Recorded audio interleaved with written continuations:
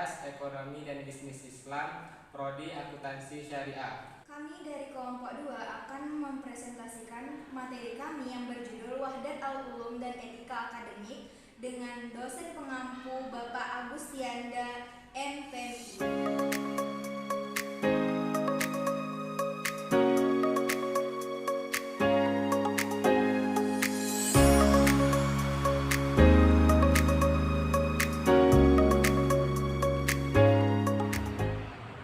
Baik, saya sebagai pemateri pertama akan menjelaskan perspektif Islam tentang ilmu. Dalam perspektif Islam, ilmu merujuk pada pengetahuan yang diperoleh melalui usaha serius atau ijtihad oleh para ilmuwan muslim, terutama para ulama, tentang berbagai persoalan duniawi dan ukhrawi, dengan sumber utama dari Allah. Dalam Islam, ilmu pengetahuan apapun jenisnya, semua bersumber dari Allah Subhanahu wa Ta'ala. Dalam berbagai argumen, Allah sebagai sumber ilmu disebut dengan wahdat atau wihdat al-ulum. Karena ilmu berasal dari Allah yang Maha Suci, maka ilmu harus dihampiri dengan kesucian. Secara umum, ilmu dalam Islam dibagi menjadi 3 kategori, yaitu metafisika yang berada di posisi tertinggi, diikuti oleh matematika, dan terakhir ilmu-ilmu fisik.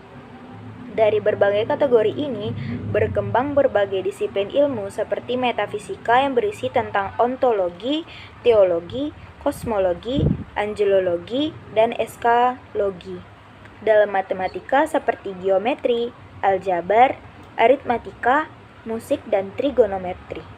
Serta dalam ilmu fisik, fisika, kimia, geologi, geografi, astronomi, dan optika.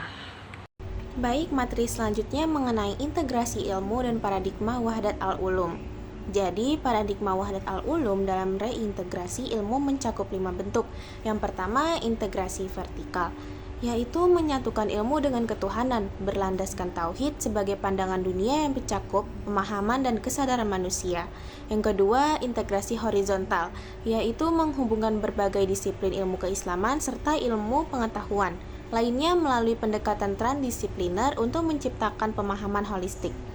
Yang ketiga, integrasi aktualitas, yaitu mengaitkan ilmu dengan realitas dan kebutuhan masyarakat agar ilmu bersifat aplikatif dan bermanfaat bagi peradaban. Yang keempat, integrasi etik, yaitu menyeimbangkan ilmu dan moralitas dengan pendekatan moderat atau wasatiyah untuk membangun wawasan kebangsaan dan kemanusiaan.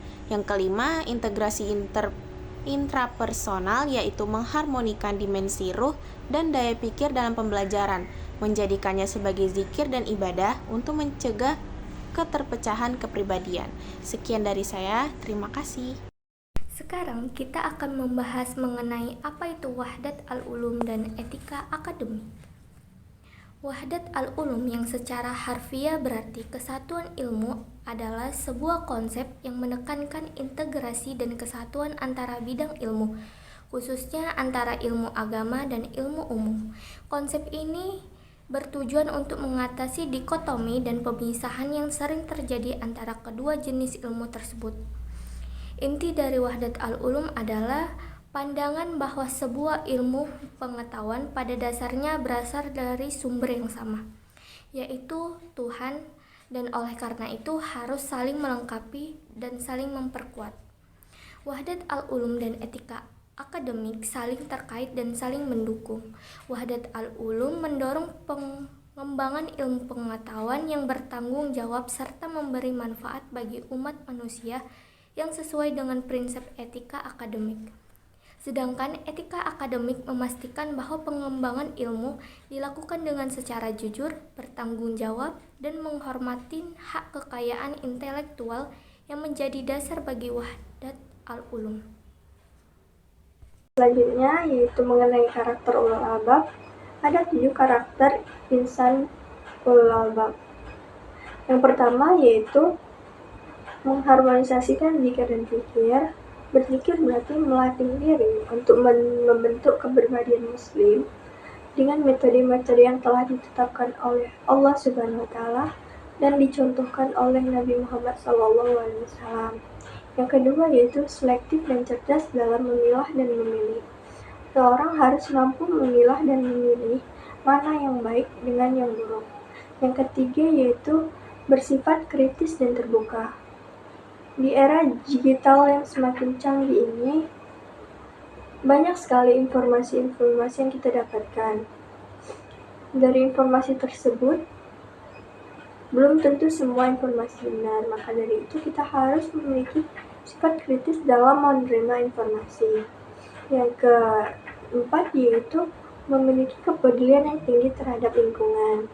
Ulul albab adalah mereka yang memiliki kepedulian terhadap lingkungan sekitarnya dan memastikan bahwa ilmu yang mereka dapatkan itu berguna bagi masyarakat luas, dan melakukan amal ma'ruf nahi munkar, bertanggung jawab apa yang telah mereka lakukan. Yang kelima yaitu mengorientasikan hidupnya hanya kepada Allah Subhanahu wa Ta'ala. Menjadikan Allah Subhanahu wa Ta'ala sebagai sandaran kehidupan dan senantiasa mengharap rahmat Allah Subhanahu wa Ta'ala. Yang keenam yaitu ketaatan pada syariat Allah Subhanahu wa Ta'ala. Syariat pada hakikatnya di jalan kehidupan yang benar. Ulul albab meyakini ketaatan pada hukum Allah Subhanahu wa Ta'ala akan melahirkan kebaikan-kebaikan. Yang ketujuh yaitu ulul albab adalah mereka yang memiliki hikmah dan wisdom.